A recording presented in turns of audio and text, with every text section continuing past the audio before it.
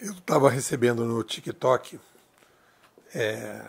aqueles vídeos de brasileiras que ganharam medalha de ouro, né, com ginástica olímpica, e a satisfação que elas tiveram ali. E você imagina, né, você pode imaginar o esforço que significa de uma pessoa que pratica esse tipo de esporte, ou qualquer outro esporte, nadadores, ginastas olímpicos, tenistas, todo mundo, né? Aquele trabalho diário que a gente viu muito no livro do Joel Moraes, 100% Presente, que ele fala que o importante é você criar um sarrafo, né? Subir todo dia 1 centímetro do seu sarrafo. Eu vejo isso aqui na organização da casa, né?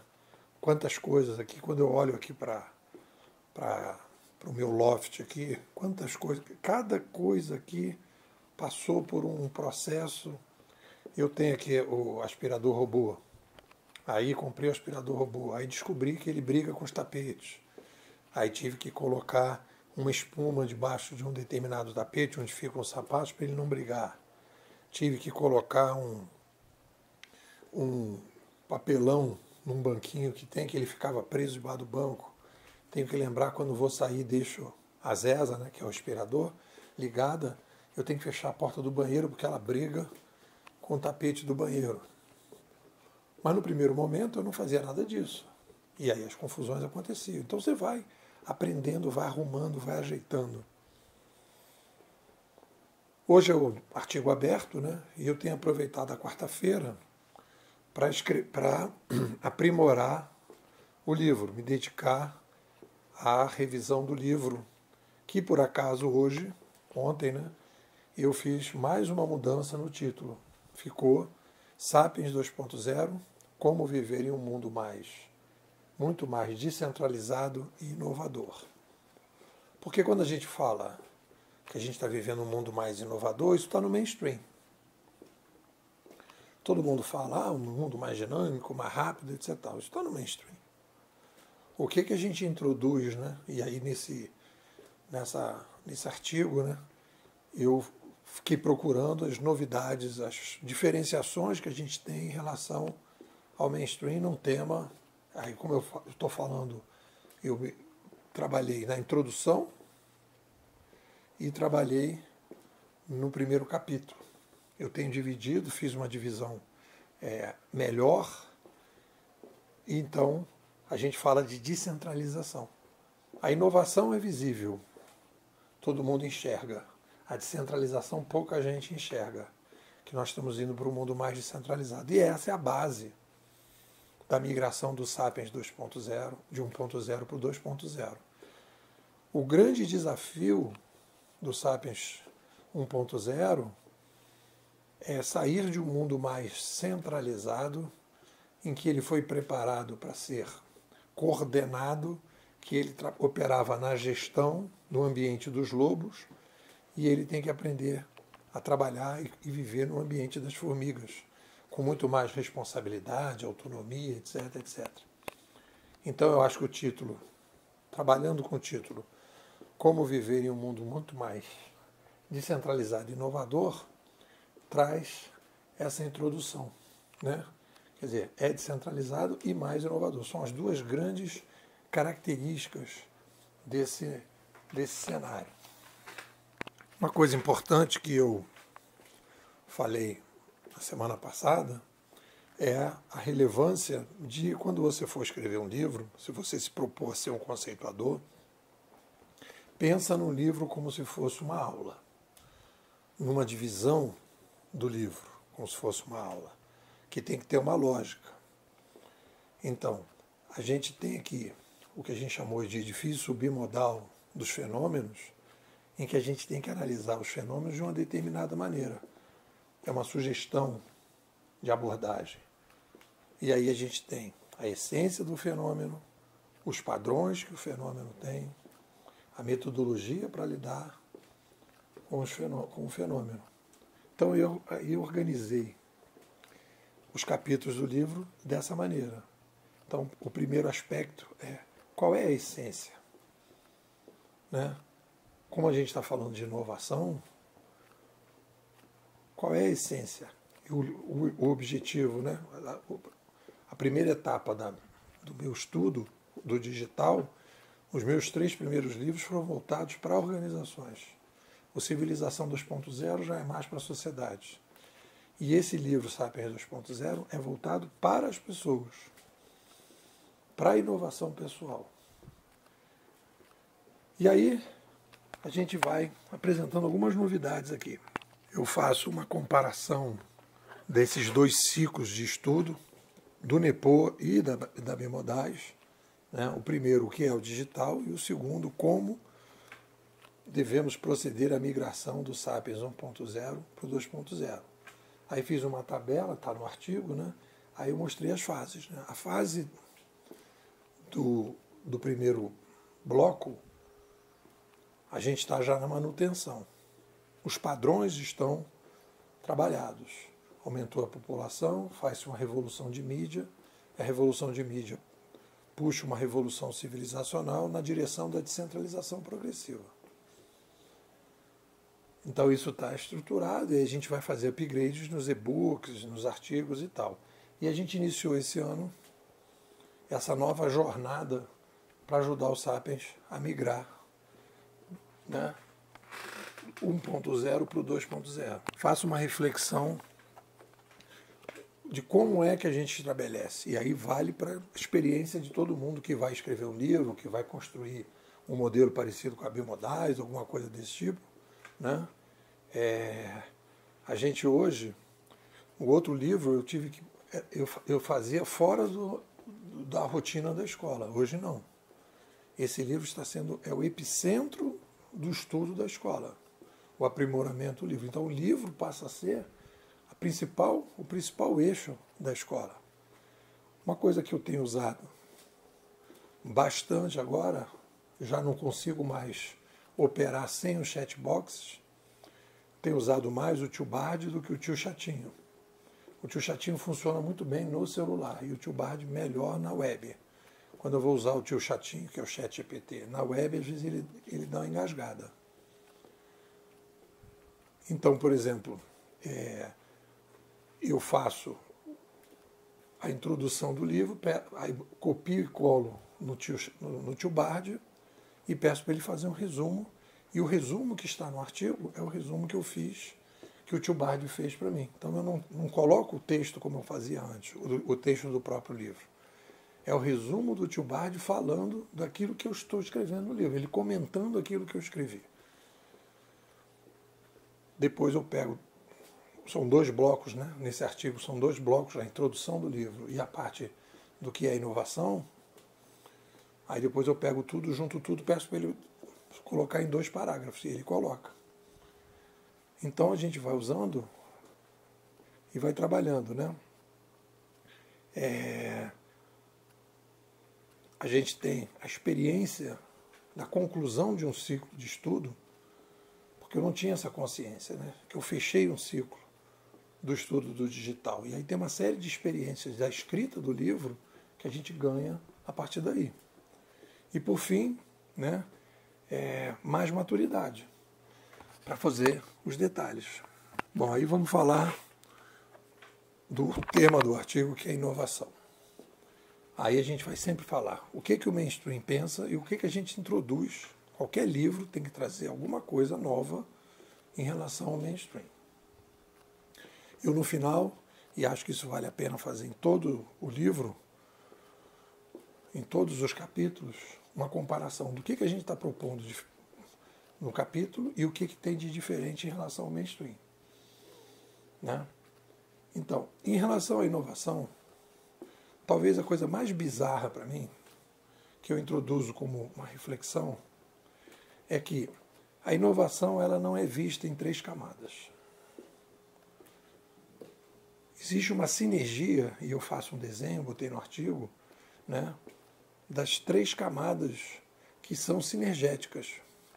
A inovação civilizacional, a inovação grupal e a inovação pessoal. Elas têm que trocar. uma com as outras. Então, por exemplo, quando a gente fala de inovação civilizacional, a gente está falando da revolução de mídia. A gente consegue ver na inovação civilizacional a passagem de uma civilização para outra. A gente consegue ver que o Sapiens tem um desafio da descentralização, de uma radical descentralização.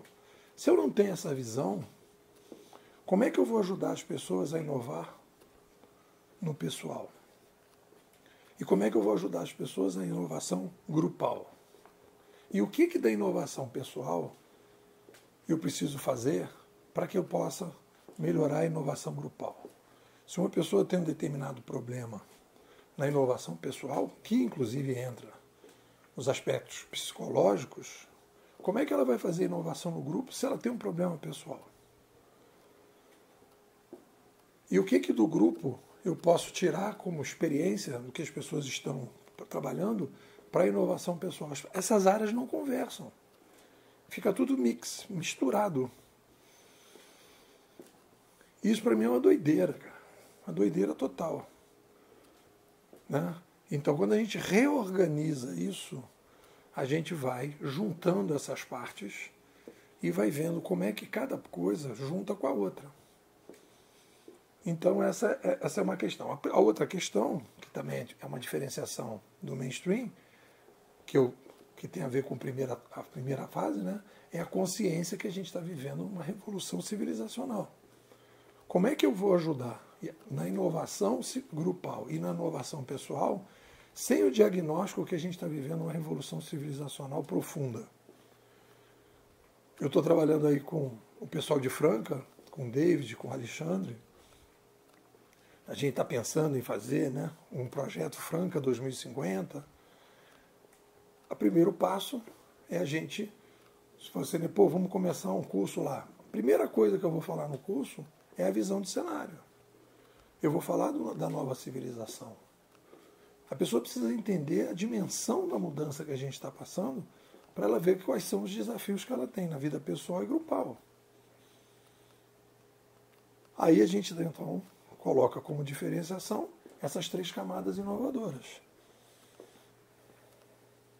Uma outra coisa que eu abordei aqui, que eu acho que é importante, é a comparação que a Ayn Rand fez da inovação. Porque, por exemplo, quando o Darwin fala em evolução, ele, na verdade, está falando de inovação instintiva, a inovação das outras espécies. Quando a gente, por exemplo, pega o livro Civilização 2.0, que a gente faz a comparação das formigas, como é que as formigas inovam, né, de maneira instintiva, e a gente inova de uma maneira reflexiva, entender essa característica específica do Sapiens, da capacidade de refletir, vai depois, quando a gente entra na inovação pessoal, a gente vai entender que existe uma mente que tem os paradigmas, né, que eu estou chamando de sistema operacional. Existe um sistema operacional que roda na mente primária e existe uma mente reprogramadora, que é a mente secundária. Quando você comete uma besteira, faz alguma coisa que você vê que não está legal, o que você faz na verdade? Você faz uma revisão do seu sistema operacional. Mas eu, para entender isso, eu preciso entender uma coisa muito clara em relação ao Sapiens. O Sapiens é uma espécie reflexiva. Esse é o nosso grande diferencial das outras espécies. Então essa é uma abordagem diferente. Então a gente usa a animalogia positiva. Aquilo que a gente é igual aos outros, a gente precisa sobreviver, a gente precisa comer, a gente morre, a gente nasce. Então tudo isso é igual. E o que é diferente? A gente é uma tecnoespécie, a gente faz a inovação reflexiva, então isso dá um chão para a gente entender o processo, né? E a outra coisa que eu, trabalhando, também é uma novidade que a gente está introduzindo, nesse primeiro tópico, né, do que é inovação e qual é a abordagem diferente da bimodais em relação à inovação, é a gente entender que as pessoas falam um pouco de oceano azul, oceano vermelho, que eu dei um upgrade. Eu chamava de zona de abandono e zona de atração, e eu mudei isso. Hoje eu estou falando o fluxo da inovação. Como é que funciona? Eu tenho a zona do mainstream. A zona do mainstream é aquela que eu me acostumei. Depois eu tenho uma zona de experimentação. Então lá, surgiu o Uber. Então eu tenho a zona de mainstream que é táxi, cooperativa de táxi. E se eu quiser sair do ônibus, eu tenho que ir para o táxi. E aquilo tem uma fiscalização, um jeito e tal. Babá. Isso é a zona do mainstream. Aí surge o TaxiBit, que foi o primeiro aplicativo aí de táxi. Aí o TaxiBit, o que ele fez? Ele criou uma zona de experimentação. Aí motoristas, passageiros começaram a experimentar aquilo. Aí o pessoal começou a gostar, porque viu que podia avaliar os taxistas, as coisas, o negócio ficou mais barato, porque não tinha aquela série de impostos que os taxistas tinham que pagar, e a coisa ficou mais barata. Aí zona de experimentação. Aí entra na zona de atração. Todo mundo começa a querer aquilo, porque a pessoa quer pagar mais barato, a pessoa quer um táxi, um transporte em que você tenha um controle maior da qualidade, e aí então você vai fazer a zona de atração. E aí então as pessoas caminham. Tem essa frase do Naisbitt que ele fala que o futuro não é temporal, que o futuro é regional, e a gente trabalha num espiral, que é zona do mainstream, zona de experimentação, sei lá, cria-se a república num determinado país, e as pessoas começam a experimentar aquilo e gostar daquilo, e todo mundo começa a aderir, né? Aí tem a zona de experimentação, depois tem a zona de atração. Todo mundo quer aquilo, e aquilo então passa a ser, aos poucos vai virando o mainstream. E aí o mainstream, surge o mainstream. Aí as pessoas acham que o mainstream sempre foi assim. Não entendem que o mainstream é um processo que teve resistência, que teve problema e que as coisas foram nessa direção. Aí algumas frases soltas do artigo, né? A ciência não cria verdades, mas melhores verdades progressivas para que possamos tomar decisões melhores. Inovações civilizacionais influenciam grupos, que é composto por pessoas, e se não articularmos as diferentes camadas inovadoras, podemos não ter resultados inovadores mais adequados. A inovação reflexiva, progressiva, que é exclusiva do Sapiens, é uma ferramenta vital e obrigatória para que o Sapiens possa sobreviver no planeta. Há uma ilusão de que a inovação é algo recente e que nunca existiu no passado, o que é falso. Inovar assim não é uma opção de nenhum ser vivo, incluindo os sapiens, mas uma obrigação. É isso, galera. O que vocês dizem? Bom, pessoal, convidando você para fazer parte desse projeto, que é um projeto que já entregou vários livros, está entregando o novo livro, Civilização 2.0, e caminhando para fazer mais um livro da migração do Sapiens 1 para o 2.0. Aí você vai falar, pô, o que é essa Bimodais aí? Bimodal, cara, é um projeto vivo de melhoria contínua na forma como a gente pensa o digital e como a gente pode ajudar as pessoas a lidar com esse cenário mais inovador e descentralizado. Como é que fica então? Como é que é o processo? Todo dia você recebe um áudio de 18 minutos. É esse o tempo que você tem que se dedicar para a escola. 18 minutos você pode ouvir no ônibus, andando de bicicleta, caminhando. E aí você então tem 18 minutos para você poder ir acompanhando. E a gente aqui vai melhorando, vai aprimorando, vai conversando, vai discutindo. E a gente se inspirou um pouco naquelas escolas gregas, né, em que a gente tem alguém produzindo conteúdo e as pessoas acompanhando, conversando, e as pessoas participam da produção do livro. E aí, quando o aluno entra, o bimodal entra, ele não só está apoiando a pesquisa no modelo crowdfunding, mas ele está se beneficiando da pesquisa na sua vida profissional, na sua vida pessoal. Como é que está a situação agora em termos de grana? Agora, nós estamos aqui no meio de outubro, é 250 até dezembro. Você paga 250 e faz uma experimentação na escola. Vai ver, se gostar, quando chegar em janeiro você renova. Se não gostar, beleza. Me manda um zap, 21 99608 6422. Pô, quero ser bimodal, quero sair de Matrix, quero participar, quero ser dessa tropa de elite que vocês estão formando aí. Vamos embora?